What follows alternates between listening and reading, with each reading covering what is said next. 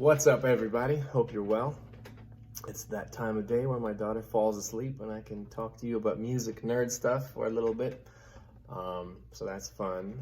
Thank you for your comments again, and I super appreciate it. A bunch of people asked me about the blues yesterday. Shout out to Story. Thanks for the nice comment. Let's talk about the blues. So, you know what? Actually, before we start, let me say this. Even though we're specifically talking about the blues, just know that all these concepts could be extrapolated into other genres. You can take all these things that I'm going to touch on in a second and put them in gospel or R&B or whatever you play, you know, soul music, bluegrass, pop, whatever. So yeah, anyway, use this as like a vehicle for learning. It's not just for the blues.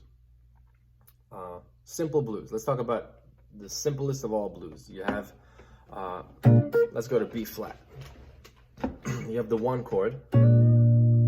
You'd play that for 4 bars, right? You go 1, 2, 3, 4, 1, 2, 3, 4. Then you'd go to the 4 chord, bar 5. Play that for 2 bars. Back to the 1. Then on bar 9, you'd hit the 5.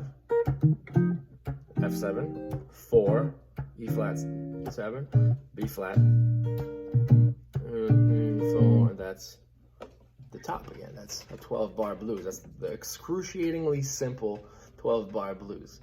But you can dig into it, right? So for example, one of the most common things that people do is they'll put a 4 chord on bar 2. They'll do this. Instead of playing 4 bars of the 1, they'll go 1, 2,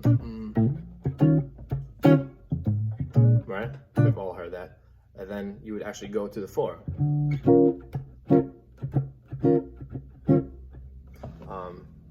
So that's, you know, just an easy little back and forth thing. Again, with this, I don't know why I'm doing that. So then you have 1 bar of the 1 chord of the B flat.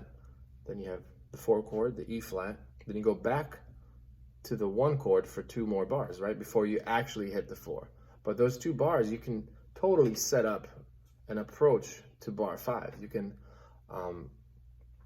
you know, do anything from as simple as a 2-5-1, or you can get deeper. Like, you know, you can play a 2-5 with the 1 being the E flat, right? Because we're going to a new chord. So you'd go 1, 2, and then 2-5. Well, I did a tritone sub there. That's another cool thing you can do is a tritone sub, right? You've heard this a million times, right? That half step away thing. Well, some people just say, oh, it's just a half step away, which is fine. But if you want to get deeper into why it works, it's a tritone sub, meaning 2 dominant 7 chords, a tritone apart, will lead to the same place. So for example, if I'm going to E flat, right, which is our 4 chord, I can go from its 5 chord, which is the B flat 7, or I can go a tritone away from that B flat 7, which is E, right, E natural 7, which is a half step away from E flat, our 4 chord. So, you know, you can just play, we've all heard that, right? But if you treat it as a tritone sub, you can get deeper and you can play stuff on top of that. So for example, turn that into 2-5-1. So instead of just playing E to E flat, you can go B natural minor, E dominant, and then take that down. So you can go, and then to the 4 chord, you'd play, right? So you go,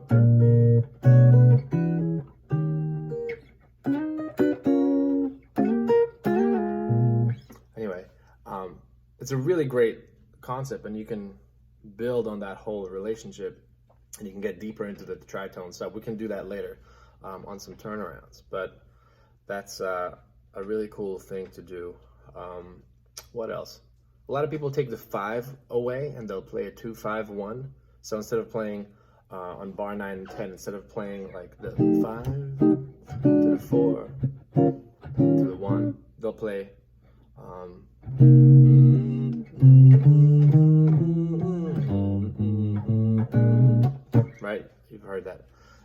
times.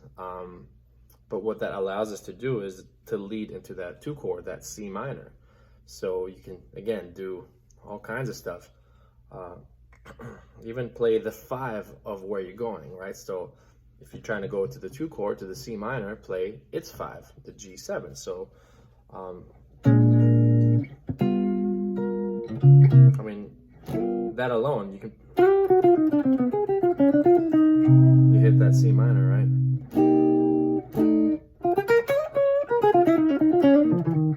That already is like a very spiced up version of the blues, just by putting that 6 chord, which is really the 5 of 2. You can do a 2-5 go into the 2, right? You can go 2, 3, 4.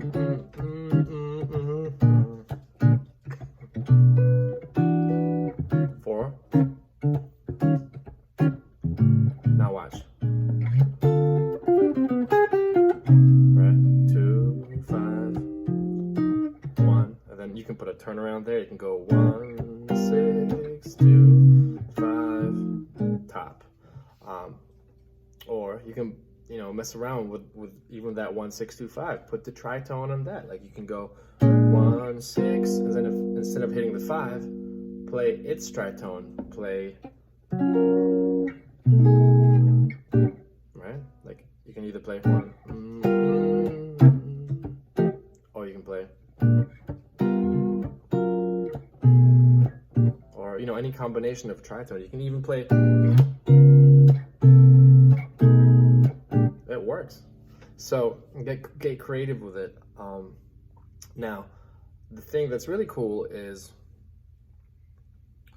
you can play all this stuff even if the accompanist is not playing the chords per se. You can use it to solo over and pull and push against what's happening, and because it makes, you're not just randomly playing stuff, you're actually hearing real chords and textures underneath it. You can get back to the form. A lot of people go out, but they don't know how to get back in. This will allow you to do that.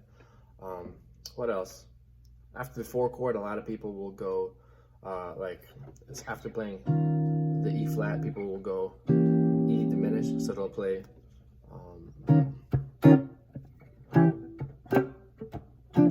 to the 6.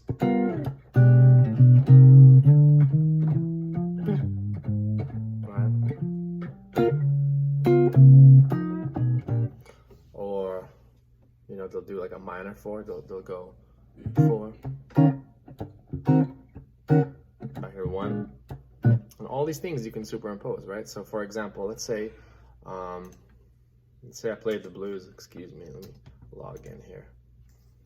Thought I was. Sorry.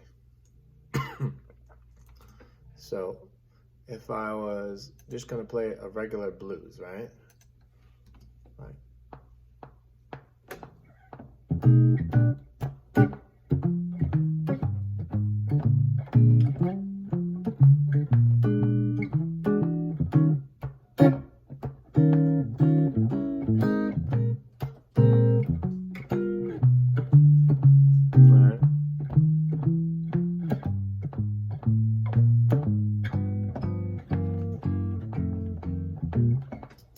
Just loop that.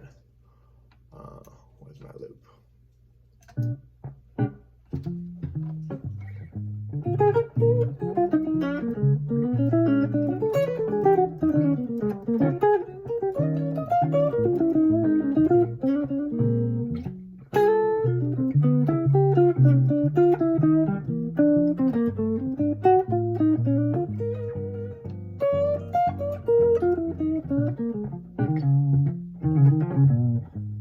And I can superimpose.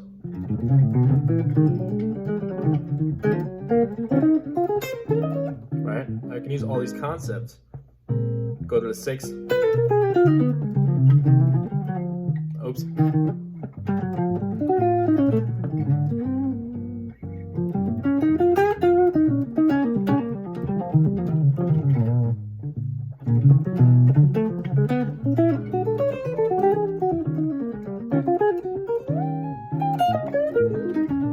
See how I'm using the tritones?